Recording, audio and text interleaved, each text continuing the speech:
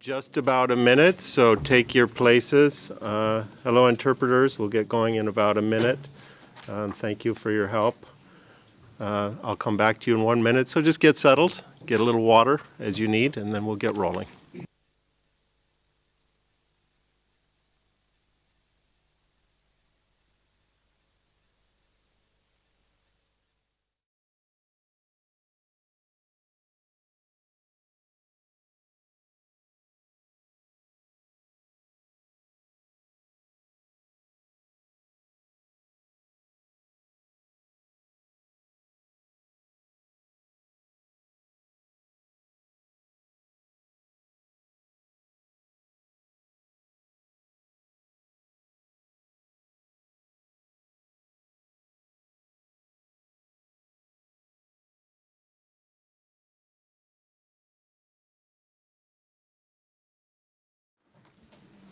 Can you hear me okay? Yeah, good. Thank you. I'm Andrew Crosby, Managing Director at ICTSD. And on behalf of ICTSD, I'd like to welcome you. Thank you for turning out. I have to warn you that we had a pre-meeting lunch in which several of our participants had double espressos. So we may have a surfeit of energy. We'll see. I'd like to welcome Ambassador Ayateam Diallo, if I say your name correctly, of Mali, and other members of the C4 delegation, Ambassador of Chad, who I've recently met, and I may well be missing some of you, and many others who are represented who are affected by this issue. My number is probably wrong, but in my quick count, I noted that in one of our previous studies, there were 27 countries in which cotton represents between 10 and 90% of their agricultural export receipts. So it's a significant group. Thanks for the leadership in bringing this back to our attention. I'd like to thank our panel of contributors and our discussants. So we're not all here at the panel, so that will become evident as we move along. We have discussants who are sitting here at the front table as well. We just couldn't all fit in the same space. And I'd particularly like to thank Sidley Austin for contribution of their work to making this dialogue happen. And it's a very interesting piece of work. You'll hear about it, and you'll hear some other perspectives as well. So I won't go into the bios. The bios are in your packs. Please take a look at them. We'll dispense with that for the moment. And we'll move right into the action. So we're coming to another ministerial conference, and cotton remains on the table. Recent resolve continually to do something about it, including just the other day from the Director General, I believe. And there's been some headwinds in this area. So ICTSD has been working on this for quite a number of years, along with several of the people here. I'm very pleased to have them here with us. They've been partners in working on this issue for a long time. It involves some of the most fundamental issues on which the WTO depends. Properly functioning markets that work for both large and small trading nations. And it involves one of the recurrent challenges, the asymmetry and difference in power, not only in the functioning of the markets, but also in redress when they're not functioning well. And it exemplifies the challenge of countries that are highly exposed or dependent on a single or a small number of crops to achieve their sustainable development objectives. So many, if not most of you in the room are agricultural cotton experts, and I won't go in too much to the issue because I think that all the expertise in the room will come out amply during our discussion. So today we have an opportunity to look at this issue in the context of the upcoming negotiations. But although we are in the WTO, we are not in a negotiating forum. We have other perspectives, participation from outside experts and others. And though it's a familiar issue, it's an issue that has changed since 2008 when the last draft text was there, including shifts in some of the major agricultural producers. The U.S. has shifted its support schemes to subsidized insurance. China's had policy reforms aimed at limiting fiscal and market impact of current schemes. The EU has a new cap since then, so the market has changed, and global agricultural markets have changed as well. So they've been more volatile, more difficult to predict. So ICTSD is focused on many of these aspects. I won't also go into that, but there are a number of studies, including a book outside that ICTSD and some of the same collaborators that we're here with have put together to help set the scene around agriculture more broadly, and cotton in particular. So it's another important bit of context is right now where we are. So the Sustainable Development Goals are coming out. It's a new way, new thinking on what we should be trying to achieve in terms of global policy and objectives. The Sustainable Development Goals, as part of their focus, have correcting and preventing trade restrictions and distortions in agricultural markets as part of the commitment to ending hunger and malnutrition, promoting food security and sustainable agriculture. Trade-related issues are cross-cutting, a means of implementation throughout the SDGs, and this is an opportunity as we go in the next few months into Nairobi with a new look at what we're trying to achieve in that context. So one of the questions for the room is what are the trends and challenges and what policies need to be undertaken and by whom? Do viable intersecting negotiating interests exist? And what about political will? We think we know, maybe we don't. I hope it comes out. I hope we get some depth, a little bit more understanding in this in our discussion today. We're presenting a study that focuses on the implications of the latest U.S. Farm Bill on global cotton markets. But our intention isn't to focus the discussion on the U.S. or on any country specifically. What we're trying to do is get a broad view, and we'll be hearing about the policies of multiple countries. We're trying to get a broad view of what's happening both in agricultural markets and also in the relevant policies of countries that have impact on those markets as buyers or sellers.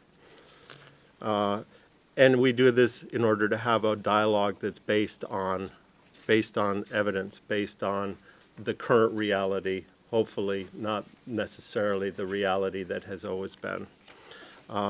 So we will have interpretation in English and French. Thank you again to the interpreters for sticking with us. Hopefully I won't speak too fast. Actually, that's not usually my problem. It's usually too slow. We are also webcasting. So for those of you who have colleagues who may not have been able to come here, you are welcome to connect them. They can go to ictsd.org and they can view the webcast. You can tweet there as well. So there are other ways to participate. So let me stop there. Let me just mention now, and then I'll mention again at the end, we have feedback forms at each of your places. We really appreciate it if you can take a moment to fill them out. It's very helpful for us in understanding how we're doing and how you respond to the way that we do things. So now, without further ado, may I please turn it over to you, Madam Ambassador, for a word.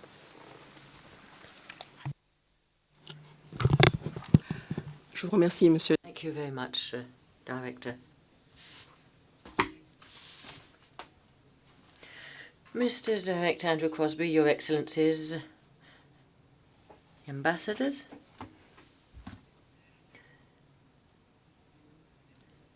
and experts attending this meeting, and warm welcome to all participants. Please allow me, Mr. Director, on behalf of the 4 co-authors of the Sectoral Initiative on Cotton, known under the name of C4, as well as all other cotton-producing African countries, to pay tribute to you and thank you for taking up this dialogue on a very important issue for us LDCs. LDCs who produce and export cotton on the eve of the 10th Ministerial Conference of the WTO, that is to be held in Nairobi on African land in Kenya in December next. I wish to also associate to these thanks all your colleagues who have spared no effort in organising this event. I would also like to associate all our partners present here today and the Secretariat of the WTO, and I would like to thank them all for the relentless support for the cotton sector in our countries.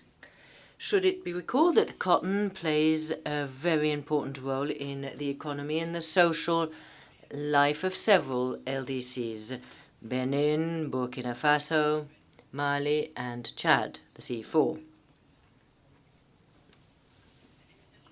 The multilateral trade negotiations underway at the WTO aim at treating in a sustainable fashion the constraints to which the cotton sector is confronted on the international market, hence improving the production, the productivity and the marketing of cotton.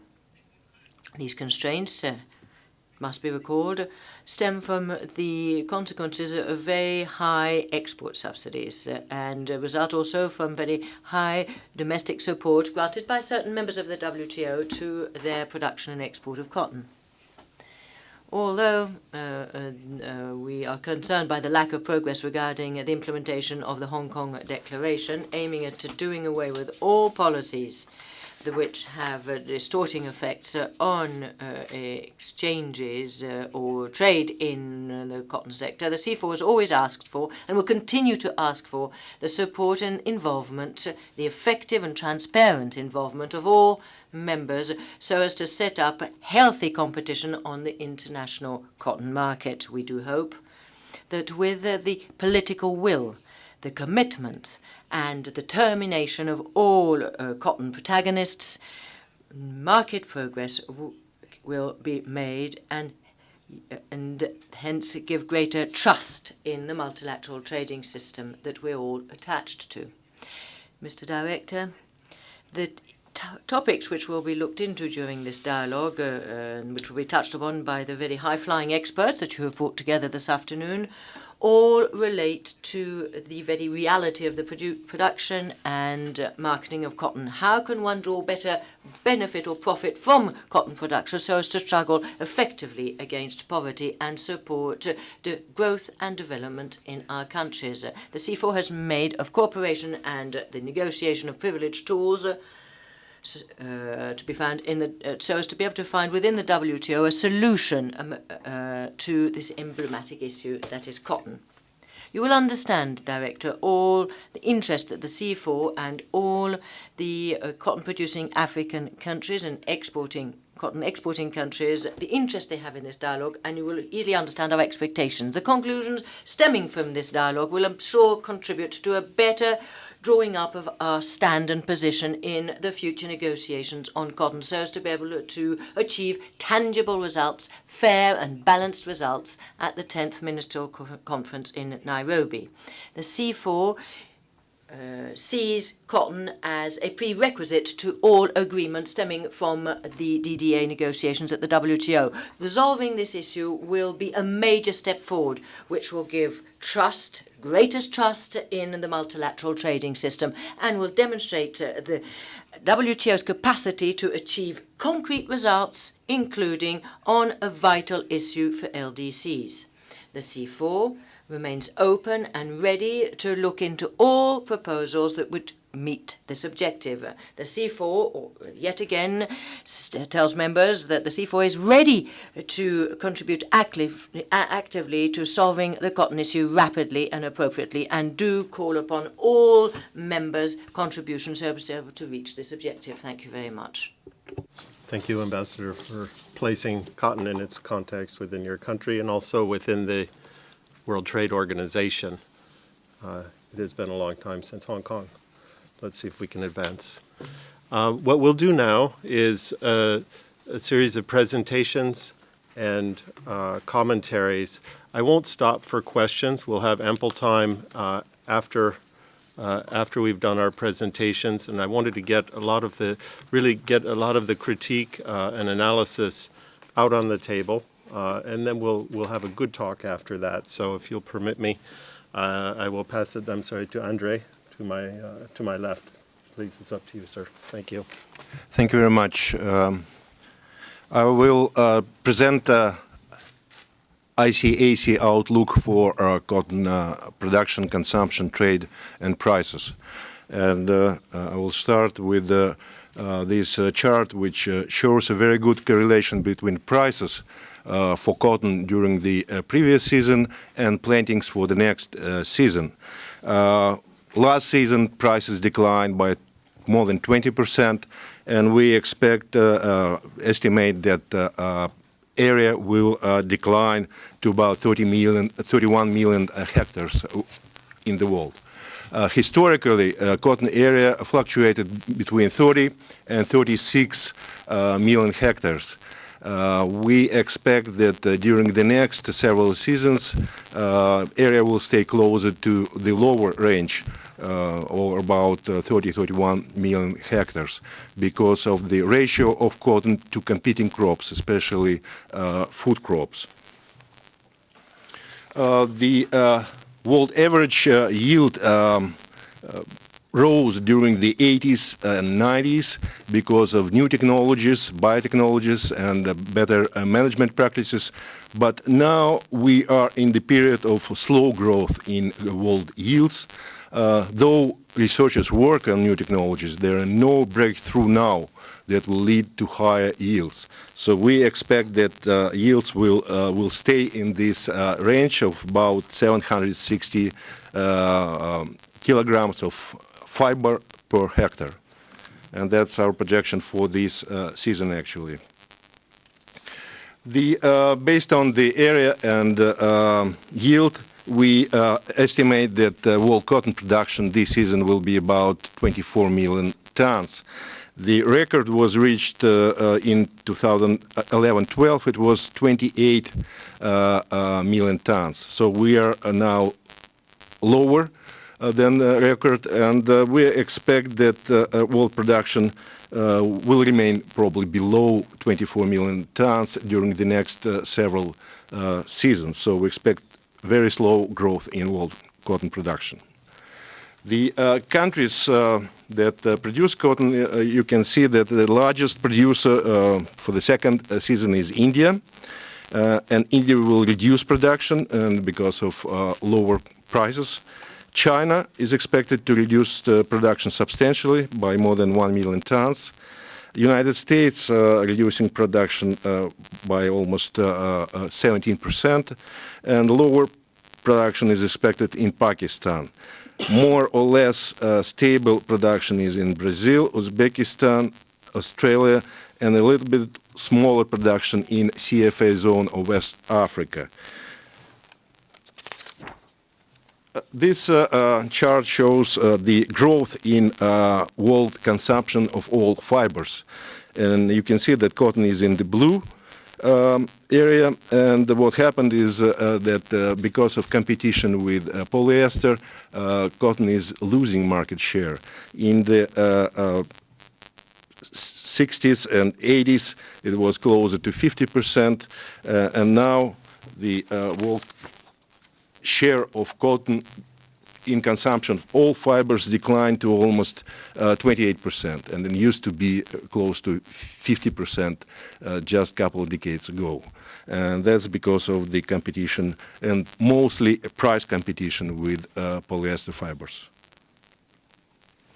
World meal use, nevertheless, is expected to increase during this new season by about 2% and will be 25 million tons. And that's the first time in 6 seasons that the world consumption of cotton is higher than production, which is a positive sign. The major consumers are China. We expect that in China, consumption of cotton will remain stable. We expect growth in India, the second largest consumer of cotton, Pakistan, Turkey, and Bangladesh also show some increase. But the largest increases are expected in Vietnam by about 11%. It's a very fast-growing market. All these countries are the major consumers of cotton. Cotton imports is expected to decline compared to just several seasons ago because of the change in Chinese policies. Previous 3 seasons, China was stockpiling cotton in the national reserves, and mills in China had to go and buy cotton from other countries. Now the policy has changed, and we expect that world trade will remain at about 7.5 million tons. We expect slow growth in world trade in the future because of the slow growth in production and consumption of cotton. However, some increases in trade outside China is expected this season.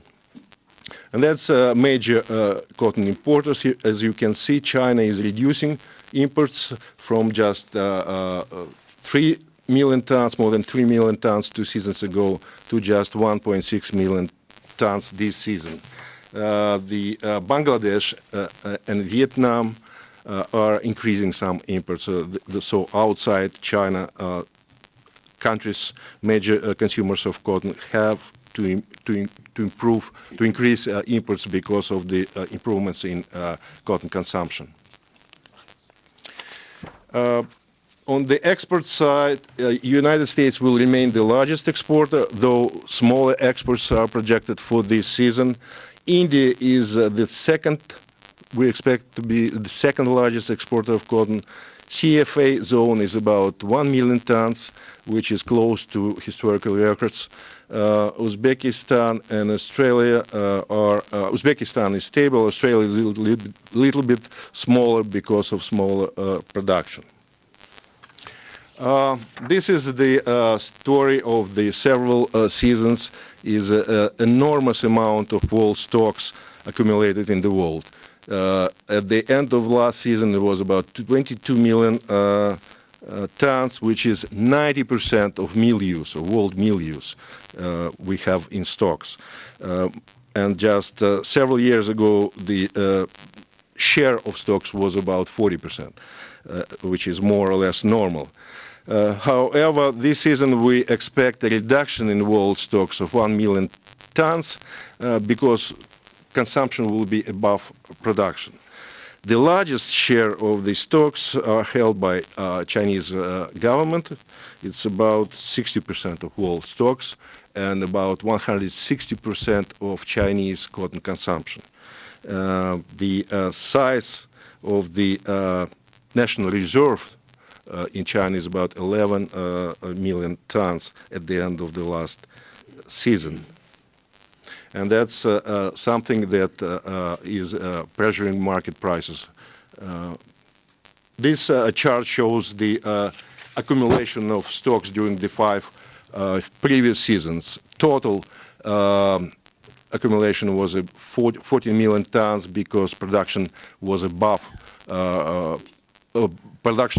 consumption during those seasons, and most of that stock, as I mentioned, is in China.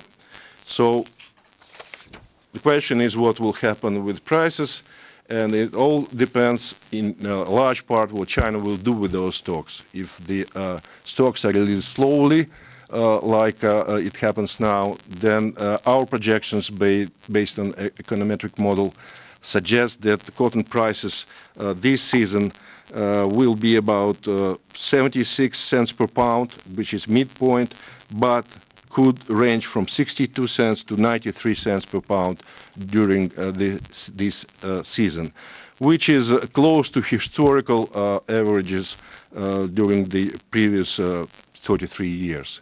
To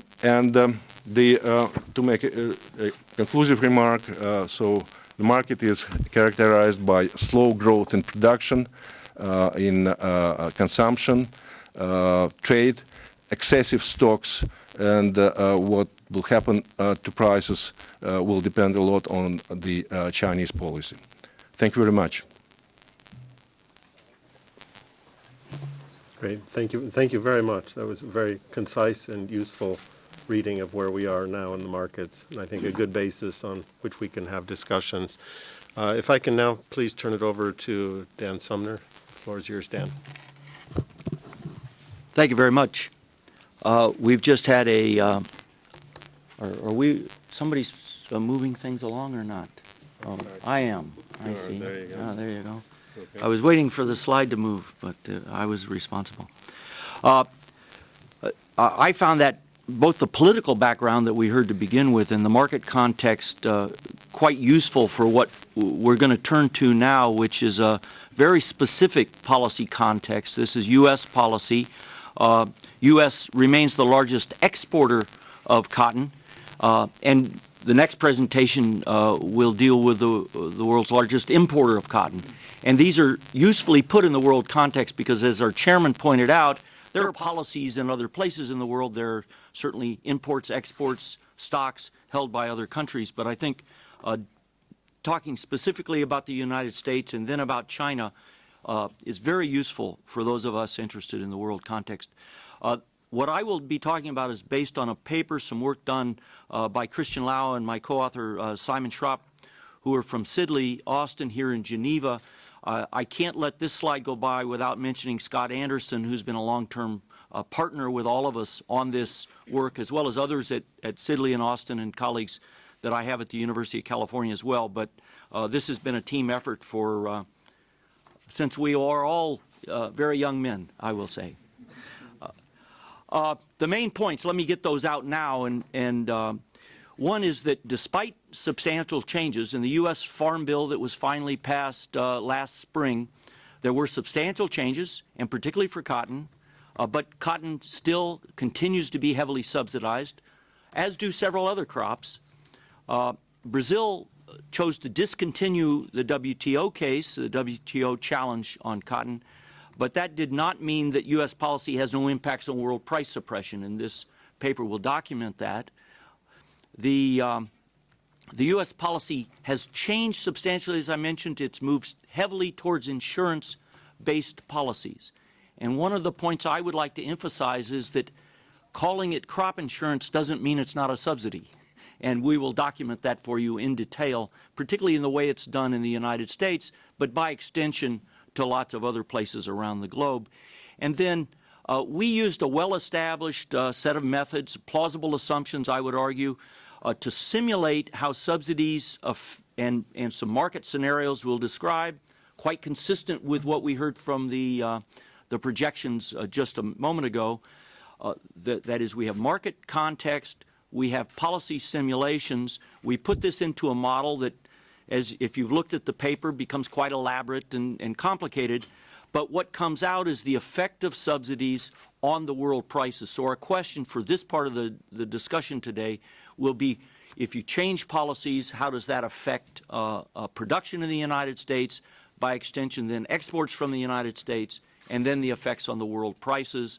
And then in some other work that I'm doing with some colleagues in France and in Belgium, what are the effects back into certain places in Africa? We're actually taking this paper, using survey data to trace it back at the farm level in, say, Mali or Burkina or places in Africa, which I think is relevant.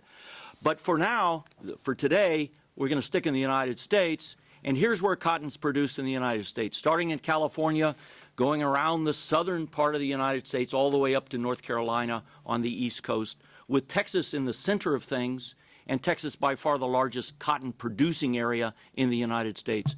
To put this in context, I don't know what the European counterpart would be, but there's about 5,000 or 6,000 kilometers from California around to North Carolina here.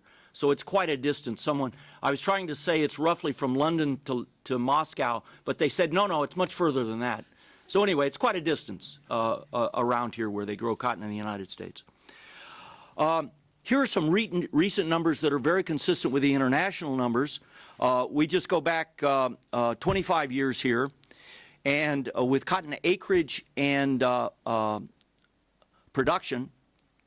And I note on here, cotton production is down to 9 million acres in 2015, again, consistent with the global numbers that we just saw. The last point on the chart there is 2014. Cotton acreage is down. Of course, we don't know production yet. The harvest will be starting right about now for cotton in the United States. Now, turn to the policy. The first thing that the 2014 Farm Bill was eliminate counter-cyclical and direct payments. So there were two policies that were eliminated. They both were among the least trade-distorting policies. There were a lot of money, but not independent of trade, but probably least trade-distorting policies. They took that money and then introduced a new policy called the Stacked Income Protection Plan. Everybody calls it STAX, and it's stacked on top of the current crop insurance program. So in a very long, forever, 15 or 20 years anyway, the United States has had a long-time crop insurance program that's evolved, and this new policy was stacked on top of that to provide additional insurance. And the marketing loan program remains. It was adjusted slightly, but it remains, as does the traditional crop insurance programs. When I say widespread, the cotton insurance covers 93% of cotton acreage. So essentially everybody who's commercially in the cotton business gets a very highly subsidized cotton insurance program that insures revenue, not just yield, but the actual revenue. So if price falls, they get an insurance indemnity. If yield falls, they get an insurance indemnity. And that falls relative to what some sort of expected value for that farm. The indemnity is then paid on the basis of revenue, based on some historical averages and some predicted prices. The stacked payment lays on top of that, so the typical farmer would buy insurance up if there was a shortfall in revenue below 70%, and then STAX sits on top of that, insures them from 70 up to 90%. So the farms have 90% of their revenue assured by a very heavily subsidized government programs. And that's really crucial because cotton revenue in the United States is quite variable. And if you know anything about agriculture, a guarantee of 90% of your revenue is incredibly valuable for farmers. It allows them to go to their banker in the U.S. context and get loans at much lower interest rates. It allows them to feel very secure about growing cotton in particular, because cotton is among the most variable crops. Texas in particular, where 60% or so of the crop is grown, has extremely variable weather conditions for cotton. Often they will plant a cotton field and then abandon that field later, heavily subsidized based on that abandonment. They've insured against the potential abandonment of that acreage. And the premium subsidies themselves are 90%. I'll just mention in passing, there's lots of other subsidies that end up meaning the total effective subsidy is 80, 90, 100% of the total of what would be a normal premium if this were really commercial insurance. So we simulate the effects of these subsidies. I'm not going to go at all into the details of this modeling. We have to predict what farmers might expect yields and prices to be, how they would behave in the face of these subsidies. We use data from 600 individual small counties around the country where they grow cotton. We take 20 years and then we develop distributions of those. We have a probability distribution of yields and prices, build a probability distribution of revenues from that, take 10,000 draws out of a random sample to generate those numbers, and then generate from that an expected subsidy for each farm, depending on what they think price is going to be during that year. So you can see there's lots of scenarios at play behind this model. What are the results, which is what we're all interested to hear. If this were an economics seminar, I would have spent an hour on that model. But for today, I'm going to spend just a couple of minutes about the results. The prices, we looked at a whole range of price scenarios. I'll mention 4 of them here, including the 70-some cents that we just heard from the ICAC is the third scenario down. That would leave an expected market. These are expected subsidies. So when the farmer's planting, what matters to the farmer is how much they think they're going to get. $190 million in marketing loan payments, crop insurance subsidies is called SIP, crop insurance program. Net indemnities of about $600 million, another $700 million from the STAX program, $1.5 billion in subsidies that farmers could expect to receive from these programs. Here's the full range of scenarios that we looked at in chart form. And if prices are high, surprisingly, high prices, if you're ensuring the expectation of high prices, get you very high subsidy rates. So in fact, the highest subsidies are when prices are highest, oddly enough. But throughout this, you can see for every scenario we look at, more than $1 billion worth of subsidies to the cotton industry expected by producers as they consider growing cotton versus some other crop. What does that mean as a share of market revenue? Now, here you see a different picture. If prices are very low, the subsidies are 90% of the market revenue. That is, almost half the revenue that a farmer expects to get in that scenario is made up by subsidies, meaning the farmers in the United States don't worry nearly so much about low market revenue as they would in pretty much everywhere else in the world, because that's going to still be made up in this way under an insurance scheme by the federal government of the United States. But even at very high prices, the farmers are expecting more than a third of their revenue. 33% of market revenue is equal to the subsidy rate, broken down into the three pieces that were on the previous slide. But what does it really mean to the rest of the world? That's the price suppression question. And to get to here, we take our model of the U.S. market and the U.S. policy and link that with our model of the world market and ask, how do U.S. prices translate, U.S. subsidies translate into world market prices? And that depends on whether the U.S. is a big part of the world. Well, we just heard it continues to be the world's largest exporter. So if the United States grows more and exports more, that will affect world prices, and that's what we trace through here. It depends on the supplies and the demands and the substitutions with other commodities and the non-cotton textile fibers. All of that is built into a model, as simple as a model as we could develop, to say how do world prices. And what does it mean if at the low side, U.S. cotton policy would be expected to depress world prices or suppress potential increases by 11%, and for all the scenarios, at least a 6% price suppression. So if we think about what that means, say, for example, in Burkina Faso, it means that as their trading company gets lower prices, that works through their system back to an individual farm, and that individual farmer makes a few $100s less money in cash income. Because for these farms, this is the cash crop, in cash income, and that affects how they live. It affects whether their children go to school, how well fed they are, whether someone has to work off the farm at potentially dangerous occupations. Just the whole context of the rural community is affected by lower cotton prices that trace through to those farmers. This paper doesn't do that whole trace through. For this project, we stopped with what does it mean to this world price suppression. So quickly, the 5 points. U.S. programs did not disappear with this farm bill. They're still there. They became insurance policies. It turns out insurance policies have very substantial effects on production, as you would expect. It's intuitive. The subsidies stimulate extra cotton production that depress world prices at least 6% by our calculations. That means, and particularly in the very poor countries, there are millions of people still vulnerable based on these subsidies. And I want to end by saying this. This is an example of the United States. I think Andrew, our chairman, emphasized a very important point. The U.S. subsidies are not the only thing in the world market. We don't assume they are here.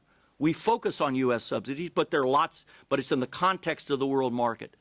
So policies in China, policies in India, policies in Uzbekistan all affect the world market, but that's not the focus of this study. This study takes those as given, saying they are what they are. What if the U.S. were to change its policies? What would happen? And that's what this study examines. Thank you, Dan. An incredibly clear delivery and presentation, particularly in the context of some of the things that seem really quite counterintuitive.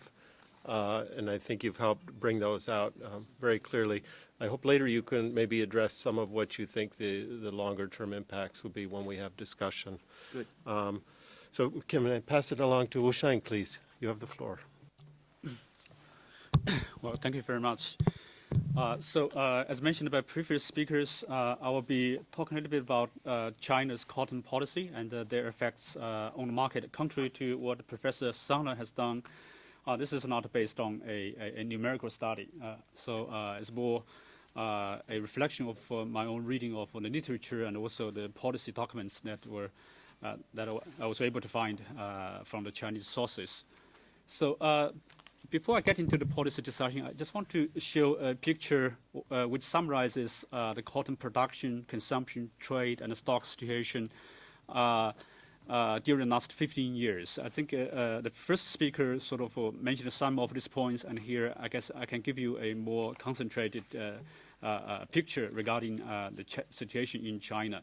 And so the first one here just shows how production changed over time. As you can see here, production really peaked around the year 2007, 2008, and then since then it was in a declining trend. Then it recovered a little bit during 2011 and 13, and afterwards, as we can see, that production has actually been on the decline. Then what about consumption?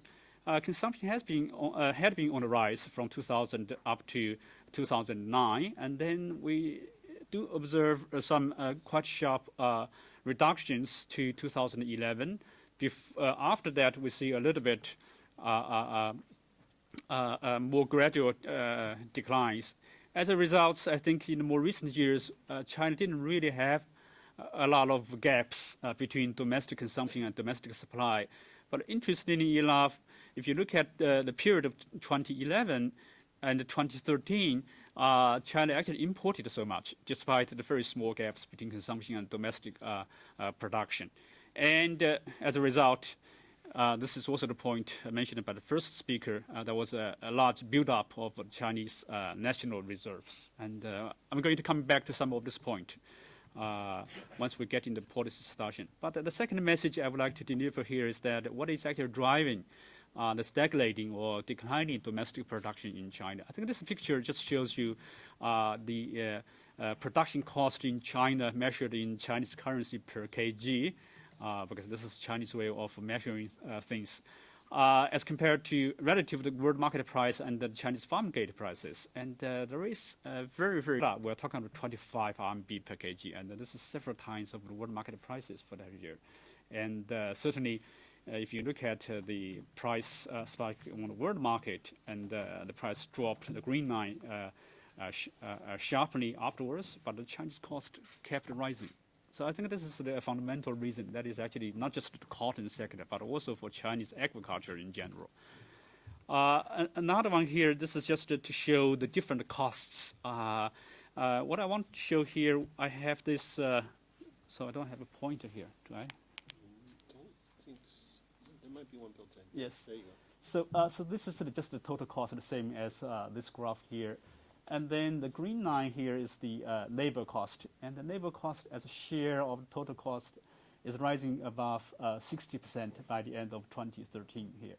And then if you look at other costs, like cost shares, they remain quite flat.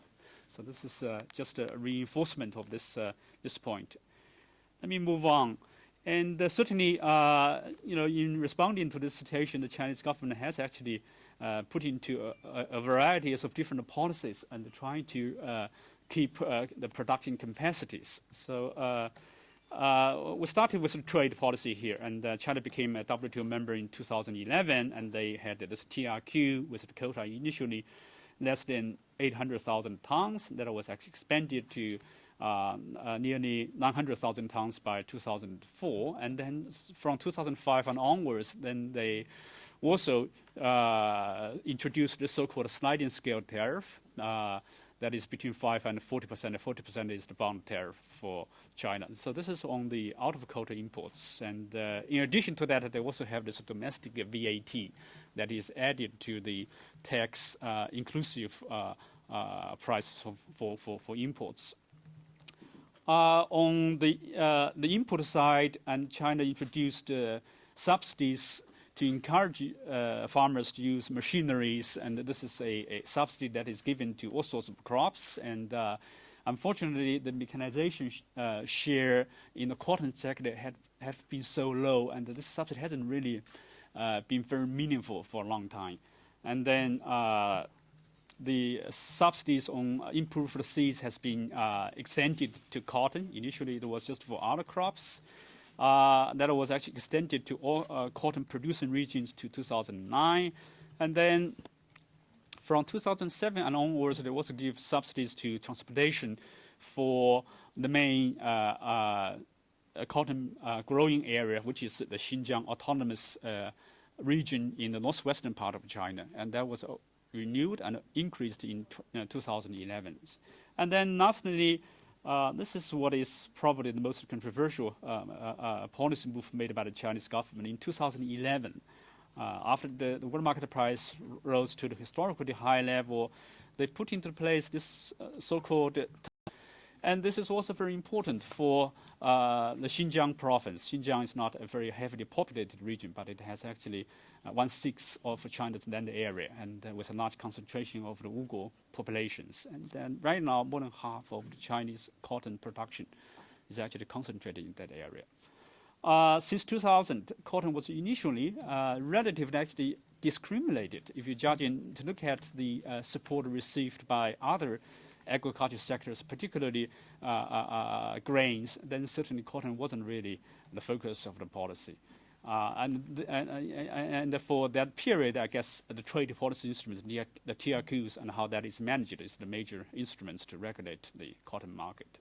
There was a major shift in China's cotton policy in 2011, as I just mentioned, when formal price support was introduced, and this is actually backed up by the temporary stock pining. And possibly this is a response to the historically high world market prices in 2010. And more likely, in my opinion, this is also a reaction to the accumulated pressure from continuously rising labor cost.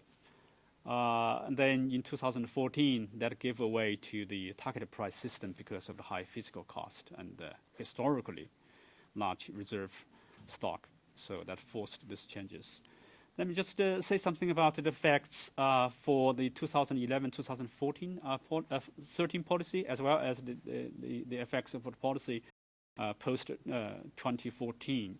And this is basically the same graph that I showed in the beginning, but only containing the period from 2010 to 2013. So the very high support prices, and in US dollar terms, we will talk about something like $3,100 to $3,300 per US dollars per ton. So just put things into perspective. This high support prices backed by stock pining sort of, if you will, stabilized domestic production in those years. This is even when the farm price premium to the world price rose significantly. The EIS estimated that this price premium was between 62 to 90%. But oddly enough, of course, the imports increased also to historically high levels from the Chinese perspective.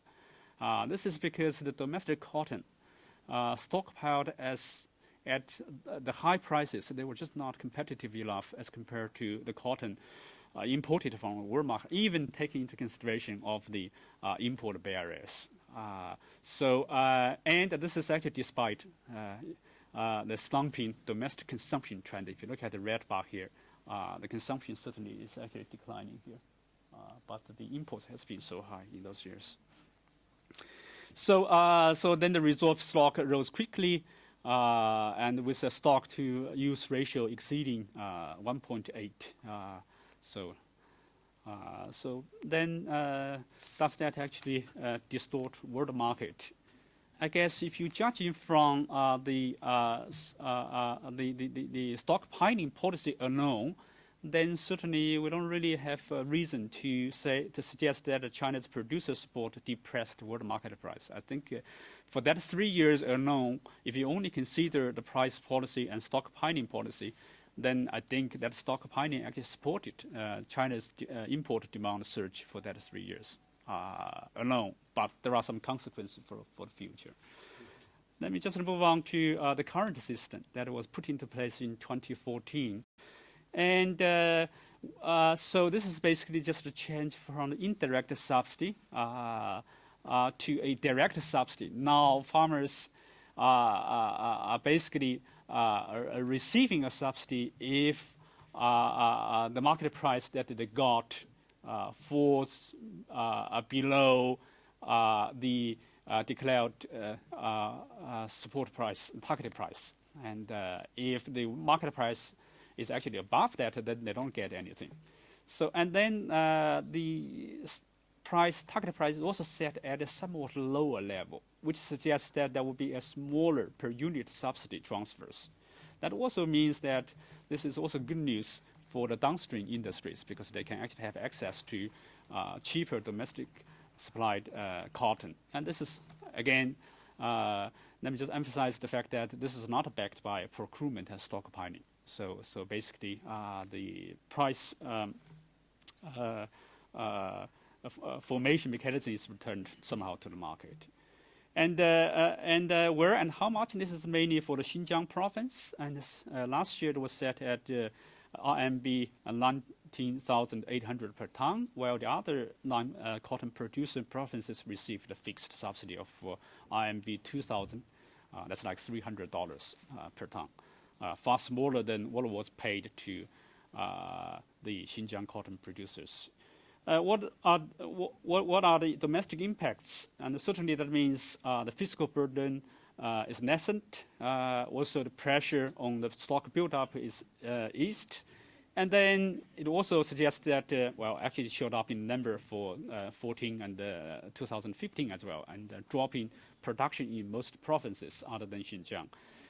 The domestic world market price gap within China returned to normal, and that is actually by normal. We'll talk about the normal situation prior to 2011, and that is good for the downstream industries.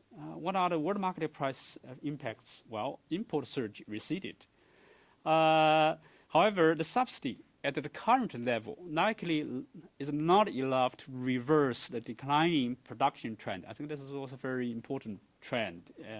So the net world market effects, if we are going to take a longer perspective, then that effects may not be large, and China's import should continue in the future because of the policy measures as it is implemented today is not enough to reverse that declining trend.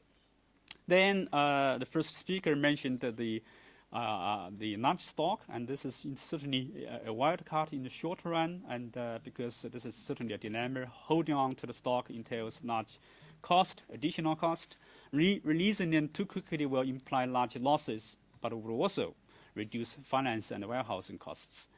Again, I'm referring to the report by the EIS. They were estimating that if they draw down the stock by 8 million tons, and that would actually save them anywhere between $5 to $8 billion, depending on the world market situations, as compared to continue to carry that 12 million tons reserves through 2019.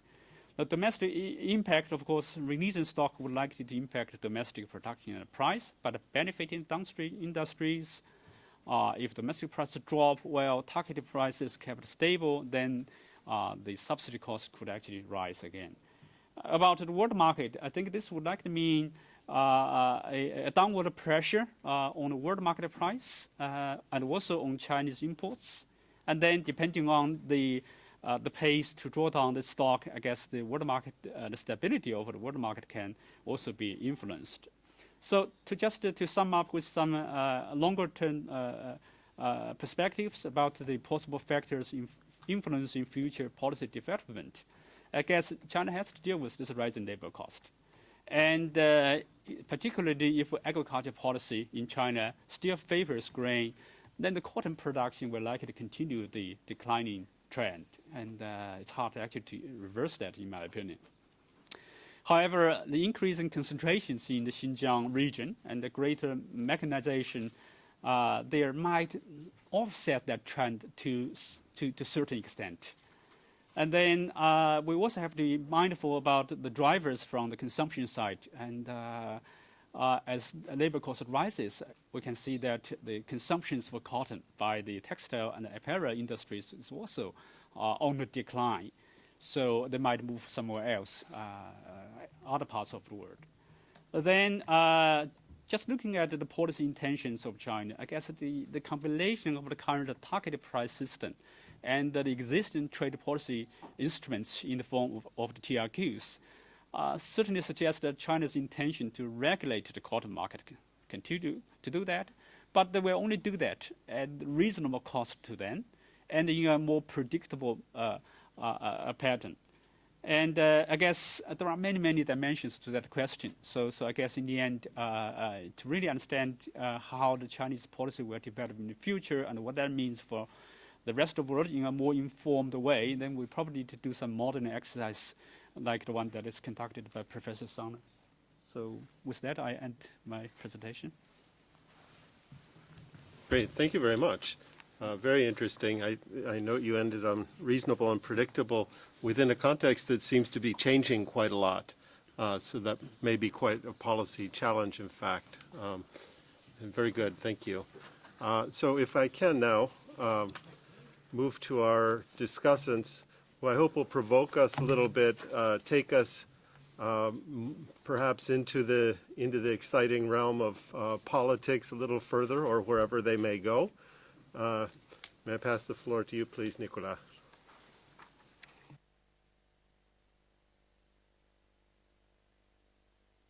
To everybody, and thank you for organizing this seminar. It is very interesting to be able to discuss some new information that does, I believe, substantially influence of what we can or what we should do here at the WTO. First of all, let me say, that this study, especially the one on the U.S. Farm Bill, is kind of a bomb, in the sense that it clearly shows that the effects of the new instruments that the United States is using in the Farm Bill is not really, in any case, improving the overall effect of their policies on the world market prices, while we always hoped that actually it would do that. The second one is that I'm rather depressed today, because when you see what is happening here in Geneva in the last few days and the willingness of countries, of member countries of the WTO, to look seriously into internal or domestic support for agriculture, and when you see the effects of what these policies have on our poorer members, it is rather discouraging to see that we are not advancing very much. So basically what I will try to do is, I'm not really able or smart enough to criticize those studies, so I will refrain from that, and I will concentrate on the lessons that I personally would draw out of what is said in those studies. I think the first conclusion that one can say is that the evolution of the future world market price, or world market of cotton, both in terms of prices and of volume, is very much nevertheless influenced by internal policies of the two biggest players, meaning China and the United States. So their policies, their internal policies, do clearly affect the rest of the world in an important way. I will start first with some comments on the China situation, and then we'll move more deeply into the U.S. Farm Bill. China is clearly a determining factor of the world cotton market. This for objective reasons which have nothing to do with policy, because China is either the biggest or the second biggest producer of cotton, it's the biggest user of cotton, it's the biggest importer, and it has high stocks of cotton, so therefore obviously they have an impact on the world market prices, but also for policy reasons, because as it was clearly said, China supports its cotton producers quite substantially. Whether that is within WTO commitments or not is not the issue here. The fact is that there are measures both on the subsidy side and on protecting the market at the border that make that farmers are producing more cotton than they would in a market situation. And last but not least, and I think that was this demonstrated quite powerfully today, is China possesses a huge stock of cotton, which actually theoretically allows it to manipulate the price of the world market of cotton at will. Now, fortunately, there is an inbuilt mechanism that China will not do anything too stupidly with its stocks in terms of the world market, because they have to take into account two opposing interests. One is the producers, because they want to continue to have producers and therefore a minimum price that is acceptable, that the farmers continue to produce. And on the other hand, it cannot be too much above the world market price, because they have a big transformation industry which needs to have acceptable prices. But I do not believe that it is reasonable that the rest of the world depends on the goodwill of the Chinese government on how it uses its stocks, and therefore I think some disciplines on China are necessary, and they are, in my opinion, probably doable in a sense that China can take some commitments without putting into jeopardy its basic policy objectives, both in terms of development or regional issues. Now, coming to the US study, I think this study shows convincingly that the change in the support mechanism of cotton in the new US Farm Bill does nothing, if does very little, if anything at all, to diminish the negative impact of US cotton support programs on the world market. Given the fact that the US is the world's biggest cotton exporter, the impact of its policies on the world markets are therefore big. Clearly, we can question the results of the study. They have to be interpreted cautiously.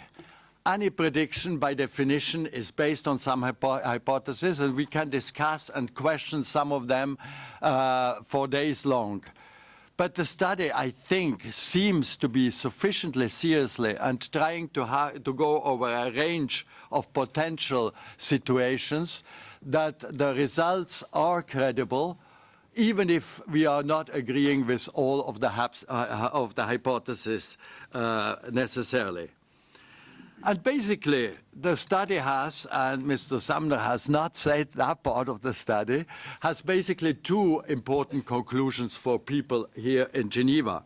The first one is that there seems to be a clear case that countries affected by the US cotton policy can initiate a dispute settlement procedure, making the case that the USA violates its WTO commitments. While I personally share this conclusion, I would be hesitant to recommend to LDCs to initiate such a procedure already now. Since we are talking about the risk of serious damage, or injury, I think it would be useful to wait to get some information about the effect in the field of these new insurance programs, which by definition we don't have yet.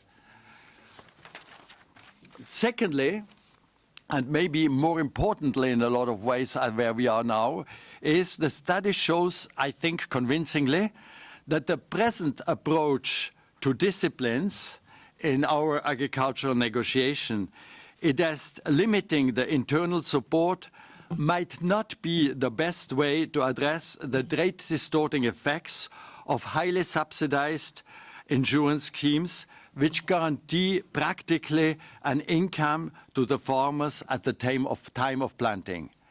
Independent of the size of the subsidies, the impact on the production by the farmers and therefore on the world market price can be very differently depending on the way these insurance schemes are constructed. Now, new and different disciplines would be necessary to address these issues. To bring up at this stage in the negotiations a new approach to disciplines, I think would be murder. We certainly do not have the time to do something like that at this point of time. And it is illusionary, in my opinion, to believe that the United States, which has just passed a new farm bill, would or could in the short term agree to an outcome which is not in line with that farm bill. So what does this mean? What can our African cotton growers do? Let me now address a little the situation, the way it seems to distill itself according to the last developments here in Geneva.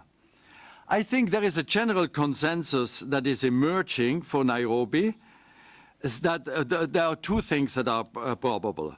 One, all WTO members want to have a meaningful result in the ministerial conference. Nobody envisages a capsizing of the WTO boat.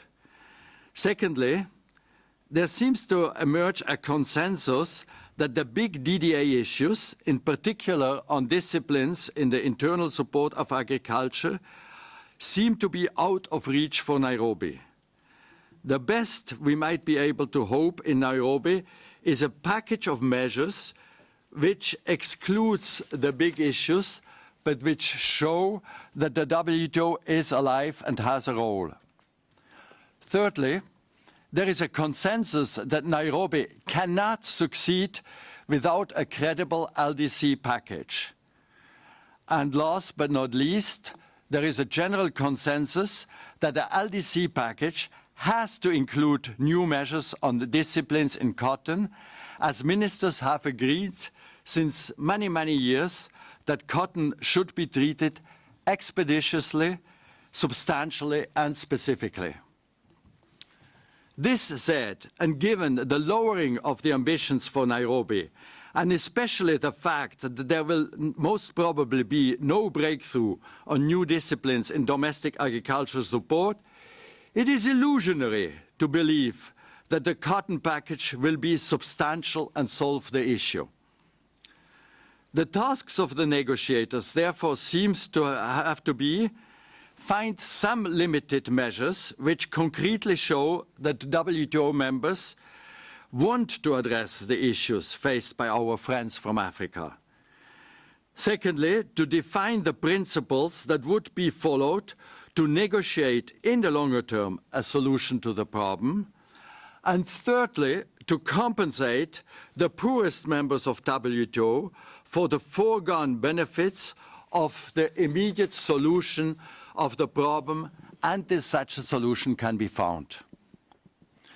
The USA, having paid off the Brazilians not to challenge the Farm Bill with $100 million, thereby, I believe, implicitly agreeing that their Farm Bill is not fully in compliance with the decisions of the dispute panel, should be willing to compensate the poorest countries for the potential damage of their policies.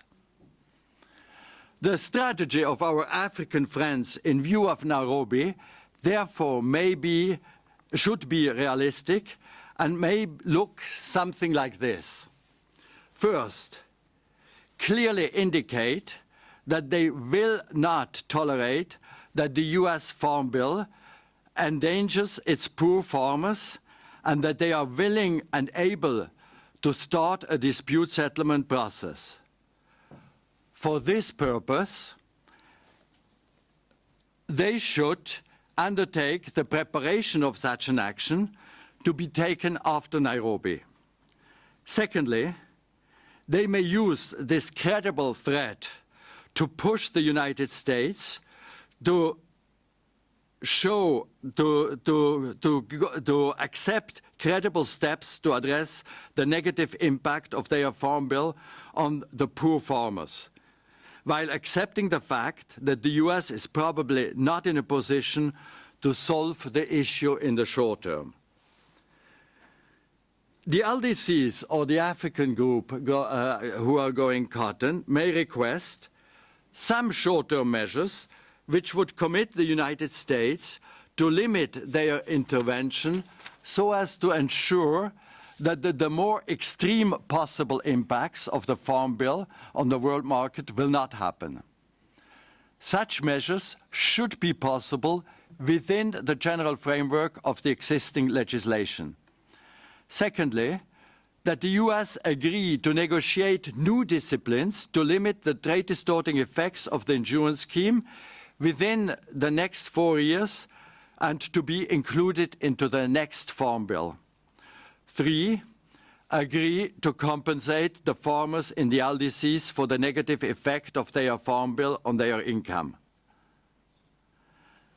LDCs may clearly and publicly announce that if they do not get a satisfactory outcome in Nairobi, along the lines mentioned above, would enter into a dispute settlement procedure against the Farm Bill as soon as possible after Nairobi.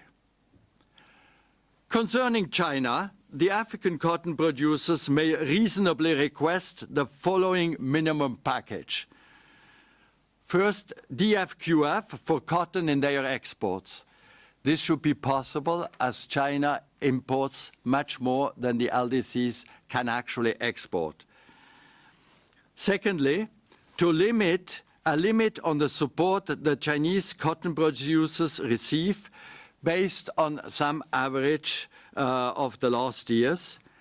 And last but not least, disciplines to be adopted for the management of the Chinese cotton stock so as to minimize their impact on the world market prices. By addressing at least partially the issues of the impact of the policies of the 2 major players in the world market of cotton, there would be some impact showing that actually the world takes serious the request of the poorest of its members to have a fair access to the world market. Obviously, we should not forget the other players in the field, which are also important, such as the EU, etc. But I'm not worried about the EU. The EU always says that they want to have a substantial result in Nairobi. The EU always says that they are friends of the LDCs. EU says that they are partners of the African countries. And the EU cotton policy is not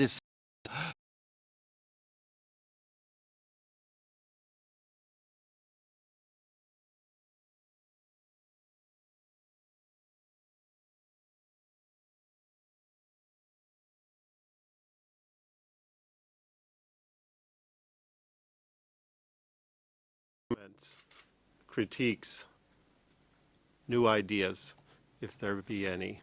So I'd like to open up the floor. We'll take a few questions and comments. It is a dialogue, although we're organized here in rows.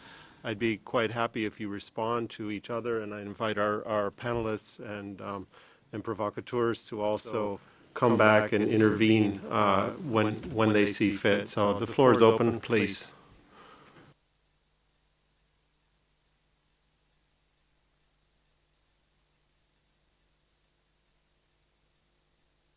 Is the representative of Chad? Merci, Monsieur le Directeur. Thank you, sir. I'd really like to congratulate you for having had the initiative of organizing this seminar, which for us it's very significant because we are now getting ready for Nairobi, and this has enabled us to hear very important statements from the panelists, and I'd like to pay tribute to them and thank them very sincerely for all the information they've given us this afternoon. But also to say that the C4, as our coordinators said, the C4 are ready to listen, to exchange views, and to hear other partners' experiences, even though it's been more than 10 years or close to 10 years that we placed our proposal on the table that has not yet received any answer. We still continue to exchange views with our various partners, and thank goodness we still are continuing to hold this discussion and to try to reduce the number of subsidies as we've always wanted to do. So I'd like to thank the various partners who are with us today: the United States, China, and the ICTSD, who've always dialogued with us. And I'd like to take this opportunity, in order to include some of the information that was given us today, to ask those panelists to please make these presentations available to us if possible. And this would help us to refine our positions, because the C4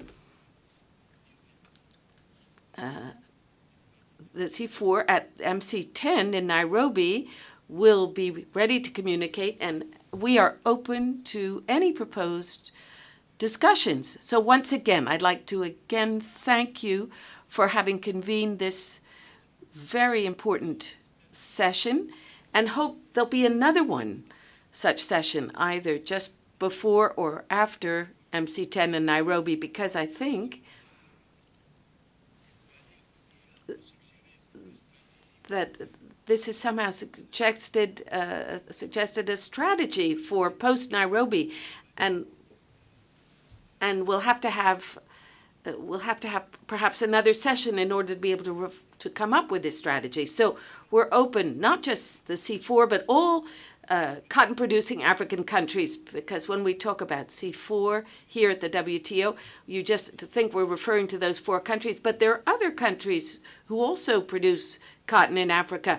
So any initiative to improve the livelihoods of our population are not just for the C4 countries, but all African cotton producers.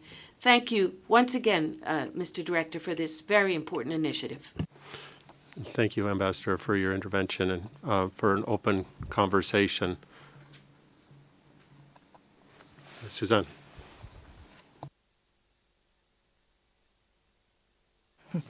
Thank you. I'm Suzanne Heinen from the U.S. mission here.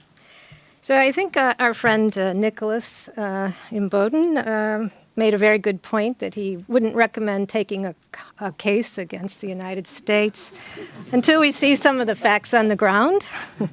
And in fact, there are facts on the ground now. With the authors of the study, Christian and Dan, noted that there's 90% insurance on U.S. cotton production. But in fact, cotton farmers have to enroll and pay for that insurance. And if you look at USDA sites, less than 50% of the acreage is covered by insurance as assumed in the model. And if you look at our STAX program, it's not 100% enrolled in that program as assumed in the model. But U.S. cotton production is at the lowest, or acreage is at the lowest level since 1983. So maybe the programs aren't supporting quite as much as the authors of the study might have suggested. And in fact, 2 other studies have found otherwise. One, I think, promoted by ICTSD. So anyway, I wondered, now that we know what the enrollment is and some of the actual facts, I wondered if the authors have rerun those models to reflect, what is actually happening on the ground and what the distortive effects might really be. Thank you. Good. Thank you very much, Suzanne. Yes, more comments from the floor, comments, questions.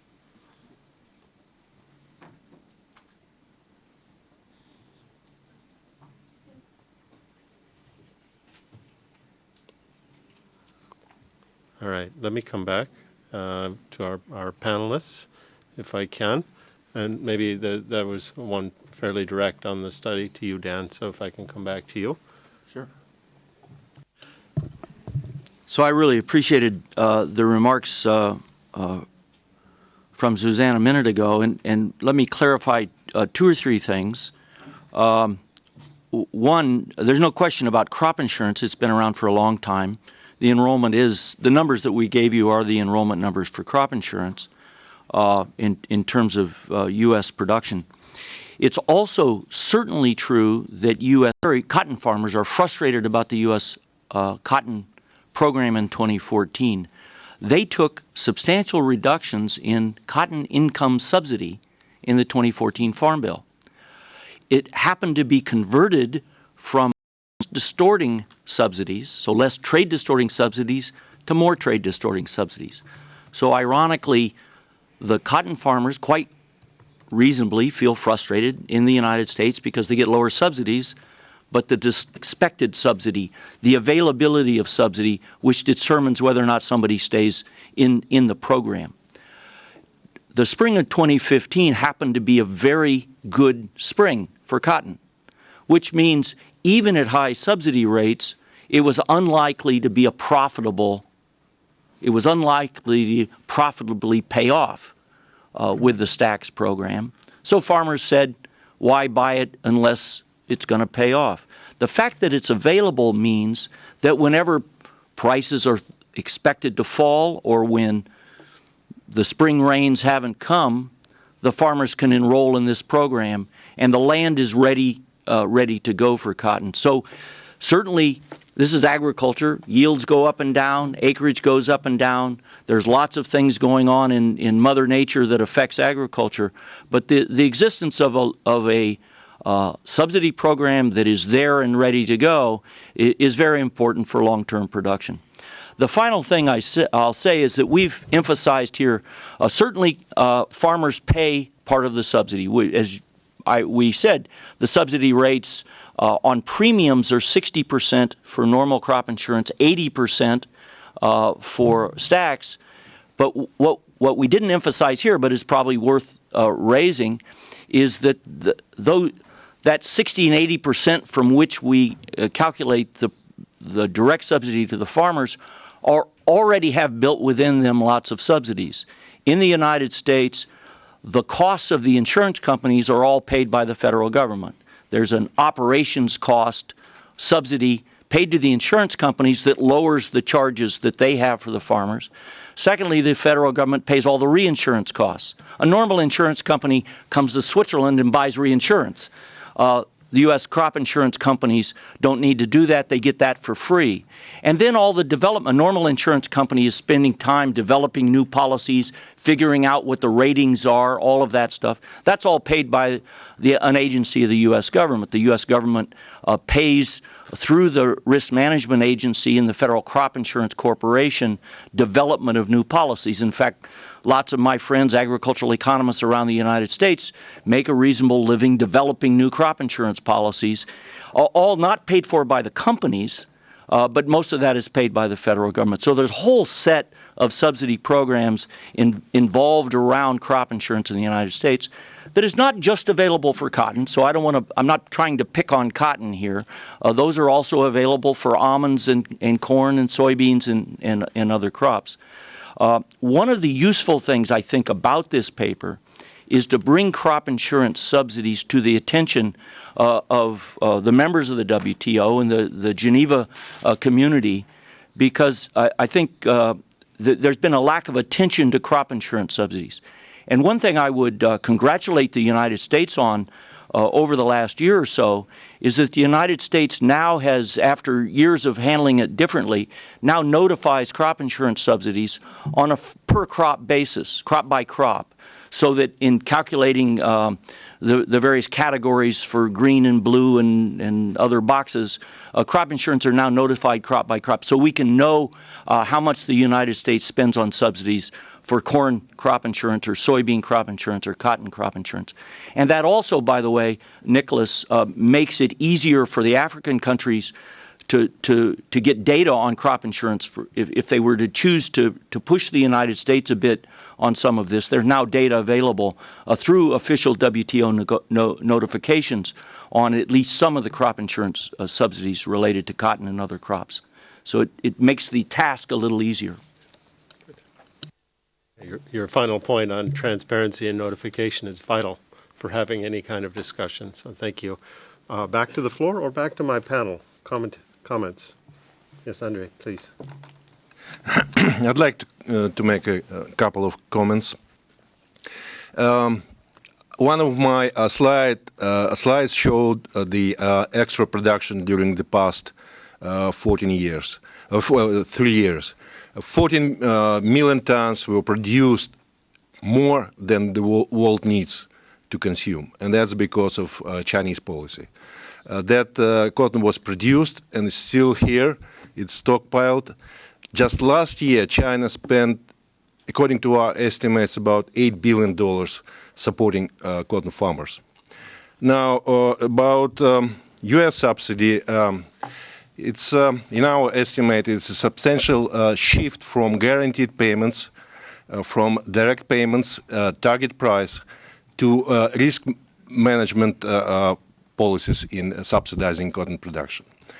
From what we hear from some of the farmers, they are not enthusiastic about it and not signing up and reducing cotton production, switching to other crops. It could mean that if this tax program is not popular, means the end of this subsidy. So we should look and see the real impact of the subsidy in the future, but so far its effect very, very small.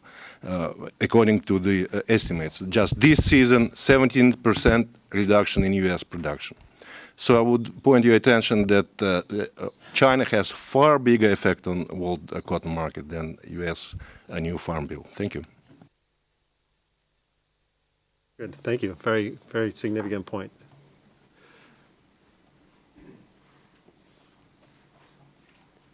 Back to you, Scott. Yes, please. Just a question to Dan. I mean, the econometric model that you used in the original cotton proceeding, is this the same model you're using here now? And you noted that the subsidies have changed quite a bit, the nature of the subsidies, and the focus of any new dispute would change. Cyclical, so we're not modeling those. We then try to calculate what the effect of the current subsidy program is, the stacks in crop insurance. Once we get to U.S. production effects, we're then essentially the same model as we've used in the past, or very similar, reflecting very important changes, which is the U.S. now has a smaller world market share. So that those sorts of things would tend to have dampened the effect of U.S. subsidies. The reason we are in the same general range, the numbers aren't identical than the past, the same general range is that the form of the subsidies have changed in the United States. But we're still sensitive to the U.S. market share. If the U.S. production continued to come down, our numbers on the effect of the United States in world markets would come down because it reflects that common sense point of view. One reason that when we've used similar kinds of models to look at the effect of U.S. rice subsidies in world markets, we find relatively small numbers. Why? The U.S. isn't a big deal in the world rice market. The world rice market is dominated by Asian countries, not by the United States. I do want to say something about 2015. We don't yet know 2015. We do know that farmers are very frustrated in the United States about the new policy. So they're not, it's not as though the U.S. Cotton Council is happy what they ended up doing in response to the Brazilian case. They do feel like they've changed some policies in response to Brazil. And when I talk to my colleagues in Brazil and here, I think they here in Geneva, I think they rightly should appreciate that they did have influence on U.S. policy. That didn't mean the subsidies went away, but it substantial influence. And we didn't, in this model, actually run the same model with what would have been a counterfactual, what would have been the old, if they would have been able to maintain the old policies under the new regime of world markets and the like. That could be of historical interest. It's not of practical interest because these are policies that no longer exist. It could be of historical interest. But what we found was that even the current policies have substantial distortion. If it were the case that really as this program rolls out. 2015 was the very first year of the program. If the new stacks program is so unsatisfying to U.S. producers that none of them sign up, if that's really what happens, then we'll have to reevaluate this model. There's no question about that. But let me reinforce something. This stacks policy is a subsidy where 80% of the premium is guaranteed, 80% of the actual premium received by the insurance company paid by the federal government, and the costs of the insurance companies are paid by the government, by the federal government. So the farmers, yes, farmers pay, but they're paying far less than 20% of the real market cost of this insurance. So there are two hypotheses. I gave you one for why they didn't sign up this year. The second hypothesis is that the programs were mistakenly, that premiums were set mistakenly. This is the first year for the insurance companies. Maybe they set premiums too high. I will guarantee you if they can't get farmers to sign up for this program, with an 80% subsidy, they will change those premiums. The insurance company doesn't make any money if it doesn't sell. And since it's getting most of the premium from the federal government, those premiums can be, the jargon is re-rated such that they can actually sell this program and get their profits from it. So we'll find out. I would predict far higher sign-up for the program in 2016, but we'll know that 8 months from now or 10 months from now.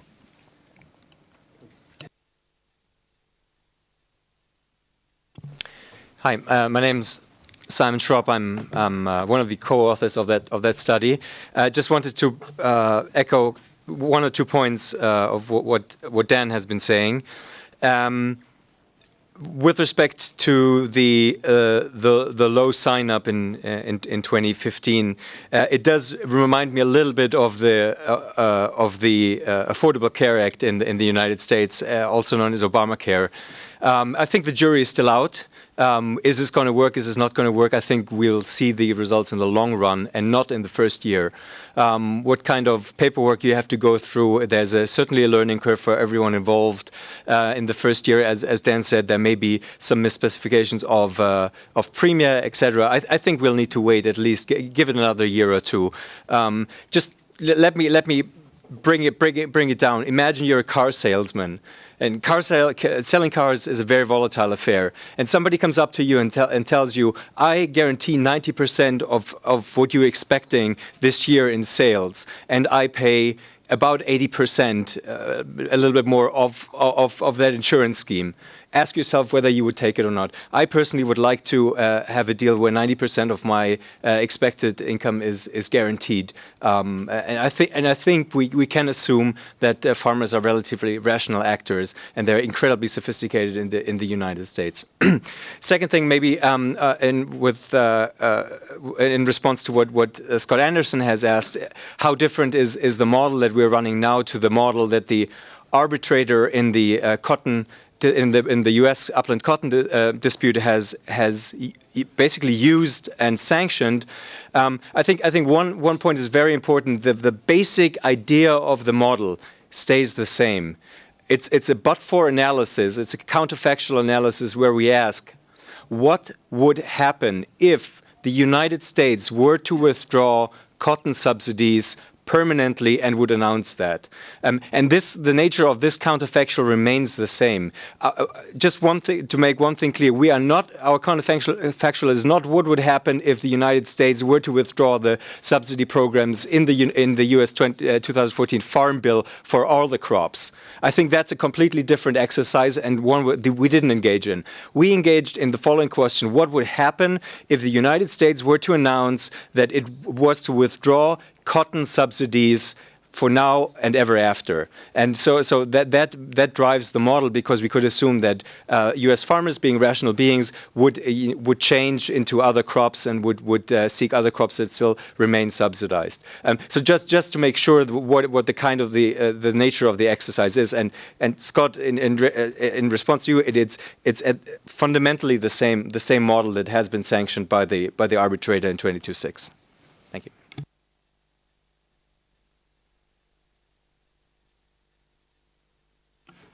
Yes, if I can ask two little questions, one an understanding, especially a follow-up to that.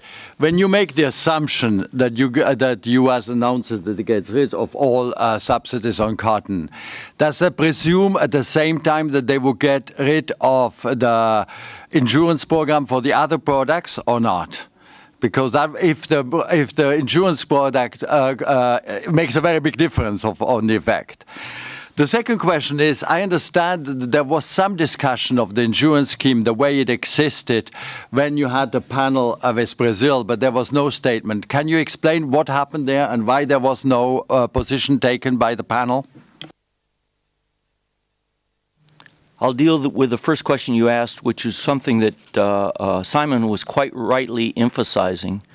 The question here is not the general U.S. Farm Bill question, what if you changed every commodity? It's the WTO question, what if, in particular, cotton subsidies were removed, including crop insurance subsidies were removed for cotton, but the other programs for all the other commodities are what they are, and they continue. That's the question we're asking, and that is the relevant question in the context of the WTO. That was exactly the question that we spent 10 years dealing with in the context of the cotton program. And the U.S. never objected to that framing of the question because it was specific to cotton. The rest of the, in a sense, the rest of the programs weren't on trial. The cotton program was on trial. And so the result was the pressure on the United States for the other programs, whether it's corn or soybeans, wasn't that they were directly threatened by this Brazil case. It was cotton was. So I'm going to come back to something else there. So that's very clear. Indirectly, of course, the other commodities are aware that they are vulnerable to WTO challenge to the extent that they also are subsidized in such a way that they affect world markets. And it just so and that's why I mentioned rice in that context. Rice may be at least as subsidized as cotton in the United States. It has been in the past sometimes, but just the market share isn't big enough for the United States to, just as China is a big player in the world cotton market, well, China's a big player in every market, so I was going to, but there are certain commodities that are important in one place and not another. With respect to the second part of your question, why didn't the panel deal with crop insurance? The easy answer is crop insurance wasn't nearly as important back 15 years ago.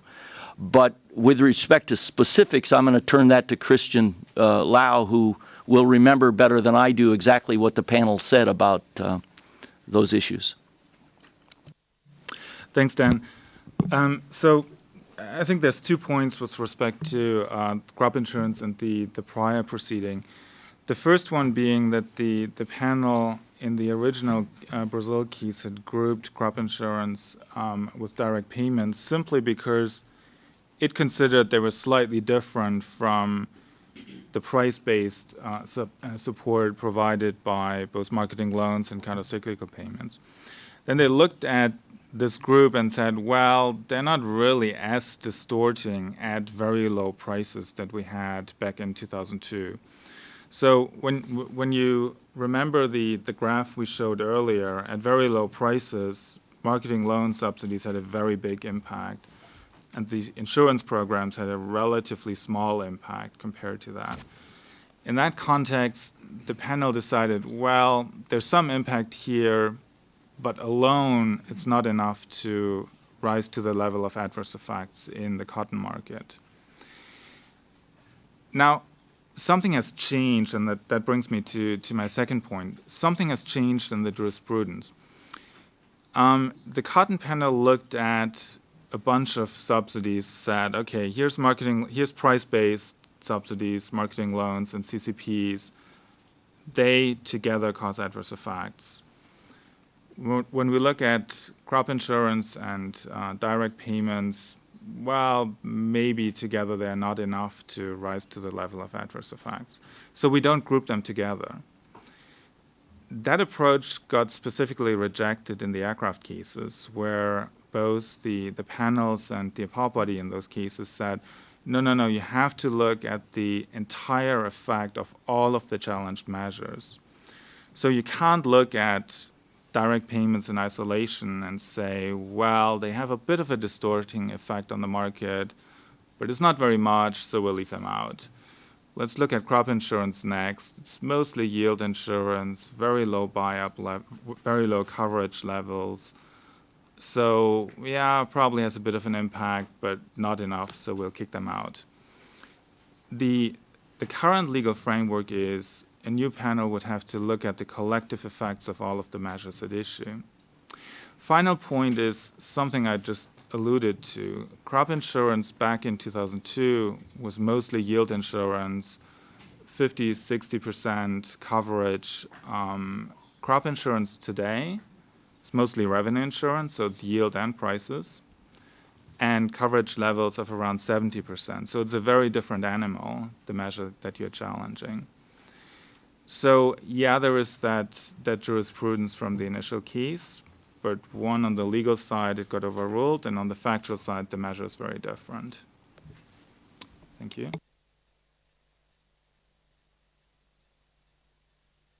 I just want to add some short response to Nicolas' earlier comments about Chinese policy, as well as Andre's short comments just a few minutes ago. I guess relative to the current research on the U.S. policy, I just want to make a caution here. I don't think we actually have a very good understanding about the effects of what the Chinese has been doing, because practically we don't really have any quantitative studies. For instance, if you look at, I was aware of the ICAC's estimates about the total amount of subsidies that are paid to cotton for earlier years, and then you mentioned a much larger number, $8 billion US dollars for the more recent year. What is that supposed to mean? I mean, we have actually a whole bunch of different policy instruments there, and then some of the instruments are actually withdrawing a supply to the domestic market, and then we don't really know when that will be put into the market again. And that's one set of problem that has to be really researched. Another issue here is that what is actually cotton being placed in China's overall agriculture support programs? Is it actually being subsidized relative to the rest of the agriculture sectors, or is it actually being treated unfavorably, or is the position has actually been changed? We don't really have a lot of scientifically based evidence there. And I guess for people who are actually in that industry, you probably have some good guesstimates. Also, you know, people like those who are working at ERS, they probably also observing, they know the general setup of the policy. They can say something about how the different policies are in general working in determining outcome, but we don't really have any scientific-based evidence to say that this is the likely impact of policy A and policy B is contributing from a different direction. We don't really have that. So I guess what I'm trying to say here is that to really say something definite about the impact of Chinese policy, I think we're not there yet, I guess. So you would agree on the need for better numbers, more reliable, empirical understanding of what's happening? Yeah. Thank you. Yes. In fact, let me just jump in very quickly, because what this is suggesting is that whether it's ICTSD or the World Bank or I don't know who it would be, but someone needs, and whether Professor Yu together with the Chinese Center for Agricultural Policy, maybe some of us at Davis, we could do a study not unlike this here, not necessarily in a WTO context, but just generally. The Chinese policy is incredibly complicated, and you have government outlays for stock holding, taking stocks off the market. You have subsidies for releasing stocks. You have different subsidies in different parts of the country.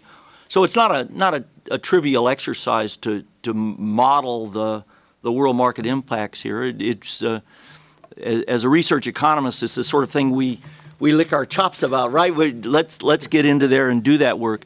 So it really is something that's, I think, very important for understanding this market.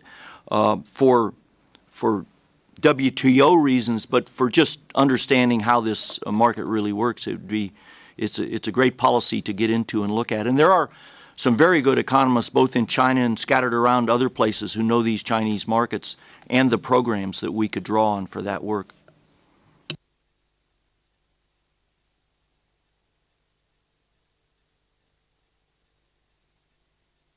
The point I was making that when China stockpiled 14 million tons, world produced those 14 million tons, and world still has these 14 million tons, and that's the effect of this policy of stockpiling and setting the procurement price at $1.50 when market prices were 70 cents. So that's why this cotton went to these stockpiles, and world was producing cotton. And that's a substantial effect on the situation that we are now. What will happen with those stocks? They will have to be liquidated at some point and some way.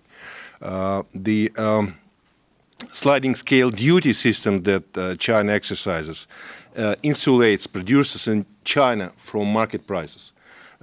When the difference is substantial, it's also somewhere $1.30 per pound when world market prices are 70 cents per pound. So that's substantial benefit to producers and distorts market substantially. So yeah, we need studies, more studies about Chinese policies. Agree. Good, thank you. So I don't see any hands popping up immediately. I see one hand popping up immediately. Let me put a question to the floor also, because I don't want to lose this. Nicola and Christian, to some extent, put out some ideas along possible resolutions, contours, what the future looks like. Are the disciplines that we have now adequate for the kinds of measures that are being undertaken? I don't want to lose that from the floor and focus only on what we have in front of us. So I invite you to reflect on that.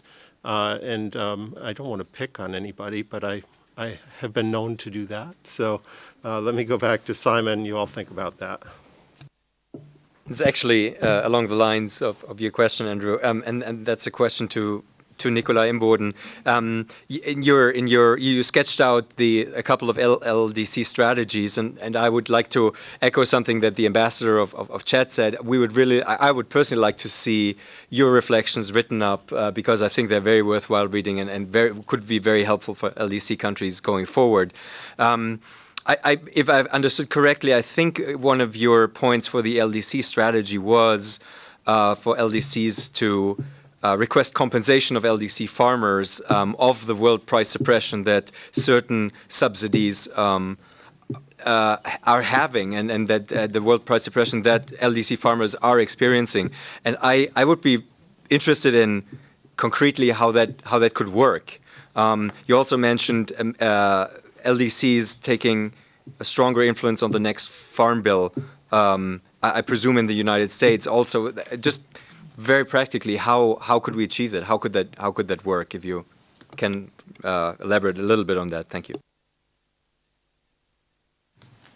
Thank you very much. If I knew the answers to your questions, I probably would get the Nobel Prize for WTO.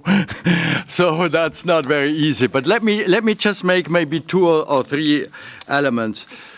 The compensation idea is two things. One, it's not a question of replacing money for not doing reforms. It's only because you cannot do the reforms when you're supposed to be doing it. To help during that period, you compensate people who suffer from it. It's nothing different, really, than what the U.S. has done in another way with Brazil in the dispute settlement issues. You know, you pay Brazil not to take countermeasures on the basis of a panel discussion. Here we are not talking about that, and therefore we don't have to figure out the amount, you know, according to the way you would have to do that in a dispute settlement issues. But it seems to me it's a concept, you know, I do agree, I do understand, I don't agree, but I do understand that the U.S. is not going to change its policies in the short term because of some African countries. It's just not realistic in today's world. So, you know, we take that into account, but we try to minimize the negative impact of that for the poorest members. hey, that's not really that difficult to do, it seems to me. Now, the question is how can we influence, or how can the LDCs try to influence the future policy or the future Farm Bill?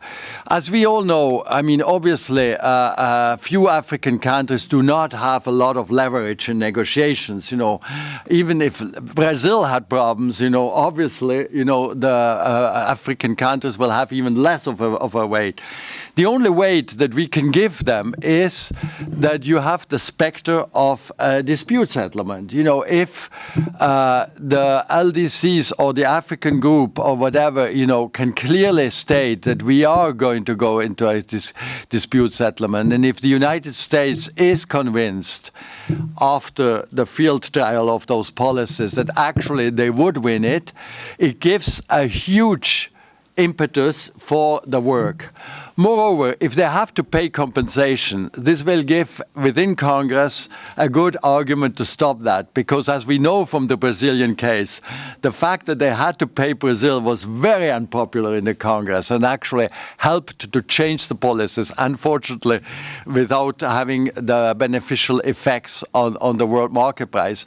So the only way of increasing, you know, assuming that actually the administration knows and understands that these policies don't make sense, which I do believe because I do think they are intelligent, but to give them the power, the political power in the Congress to get through, we have to strengthen their case by the menace of a dispute settlement and maybe by the payment of additional funds to the African farmers. Thank you.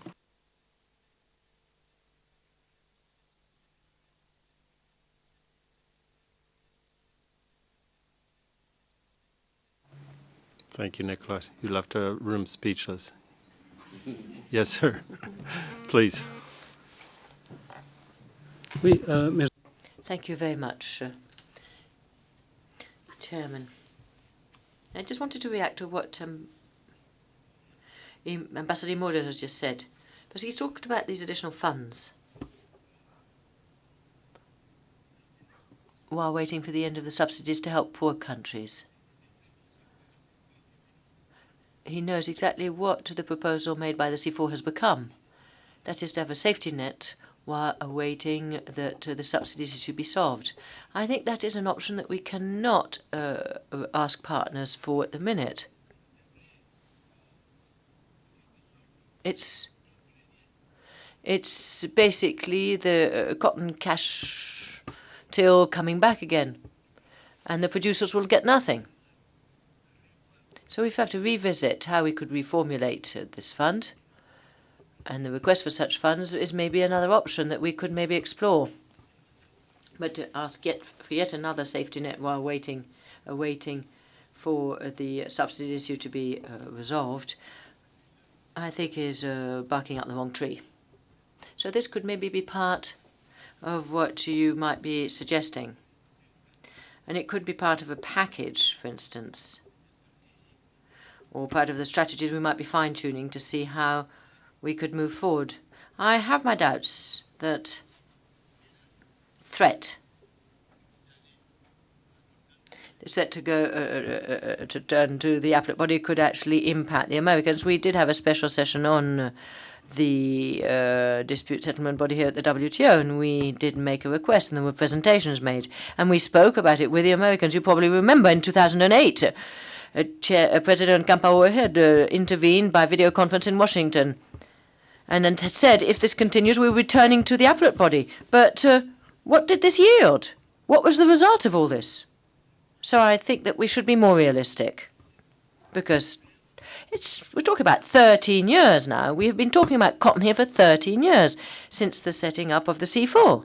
So, of course, we're only too ready to hear new proposals, but we would like to repeat that the C4 proposal that was put on the table in 2004 remained in abeyance, has still not been answered. Thank you very much, Chairman.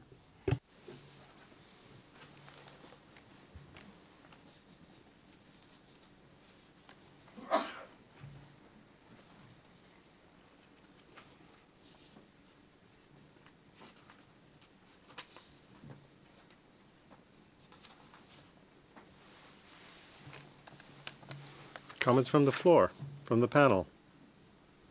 There's no takers for your ideas, Nicolas. I want some takers because I know there are some thinkers out there who are maybe holding back. Practical, impractical, or on other topics.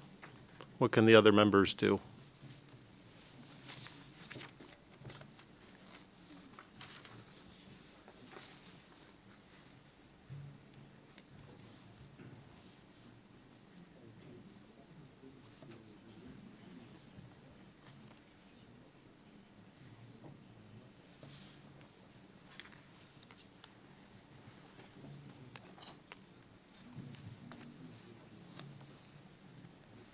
No, okay.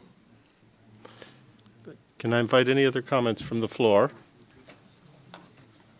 Or questions from our panel? Would you like to say anything? Any of my panelists? Or any of my commentators? I leave the floor open for you, but if I don't get any more takers, we'll look to wrap up.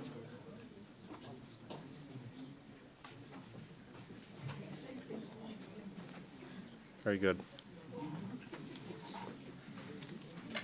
Great. Thank you, everyone. Yes, Paulo. Yes, okay, yeah. So I want to thank everyone who has attended. You left us with some very provocative comments, some fantastic analysis, and I'd like to thank our presenters, at least for me, giving me a huge amount of insight into what the current situation looks like, what the U.S. Farm Bill looks like, but also partly what we don't know, and some of the really active dynamics in China that are resulting in, we're not exactly sure what, are we? And that's something we need to know, and I think that's something that is going to be playing into what we look forward to. So I think another major question on the table here is, are the disciplines that we have and the potential measures that can be taken sufficient and in line with what our current disciplines are and what might be undertaken in Nairobi? I think that's an open question here. I invite any of you to provide feedback on that to us directly, to each other, to keep the conversation going. I'd like to thank Madam Ambassador for joining us here on the podium, and the other ambassadors and the rest of you for joining us in the audience. And again, to my panelists, I'd also like to thank Jonathan Hepburn and Paolo Gisu, who helped organize for us, the ICTSD Dialogues team, Sylvia, Sunil, and others who aren't here, our interpreters. Thank you so much. We appreciate it. And I'd like to remind you again that there are feedback forms, and we look forward to hearing from you through the feedback forms or directly anyway. Thanks so much for attending.